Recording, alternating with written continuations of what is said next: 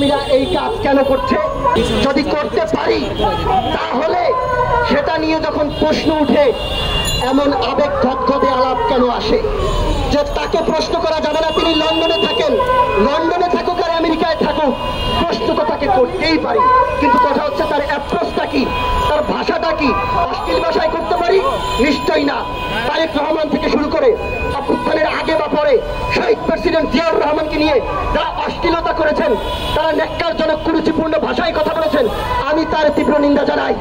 আমি যদি অ্যাড্রেস করে বলি যাত্রাবাড়ির মনে যান, হোন্ডা স্ট্যান্ড দেখেন, সেই পীর সাহেবের মতো চেহারার লোকজন আস্তে আস্তে পিছনে হাত বেঁধে হাঁটে আর টাকা তোলে।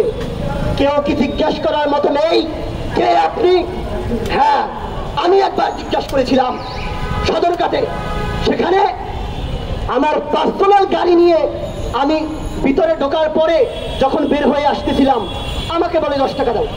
আমি বললাম কিসের টাকা? কই ইজারা। রিসিপ্ট কোথায়?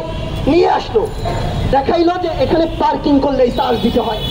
আমি বললাম এই যে পার্কিং করলে চার্জ দিতে হয়, আমি তো আমার গাড়ি পার্কিং করি নাই, জাস্ট ইউটার্ন নিলাম, ঘুরালাম, আমাকে কেন 10 টাকা দিতে হবে?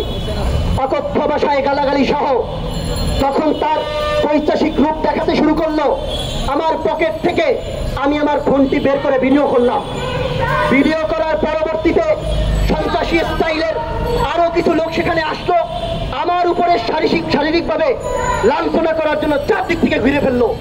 সময় ফজরের পর এই লঞ্চঘাটের মতো অবস্থায় আমার মতো ক্ষুদ্র একজন ছাত্র নেতাকে তারা যদি ভাসিয়ে দেয়, দেখার মতো পুলিশ প্রশাসন নেই, তার প্রমাণ হয়ে গেছে মিটফোর্টের এই ঘটনা দিয়ে।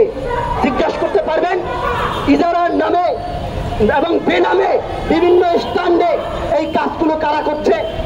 আমরা কাউকে জিজ্ঞাসা করতে চাই না, কিন্তু যুবদলের নাম প্রকাশ পাওয়ার পর, বিভিন্ন স্থানে ছাত্র দলের নাম প্রকাশ পাওয়ার পর আমরা কি সেই সমস্ত বিএনপির অঙ্গ এবং সহযোগী ছাত্র সংগঠনের সভাপতি জনাব রাকিব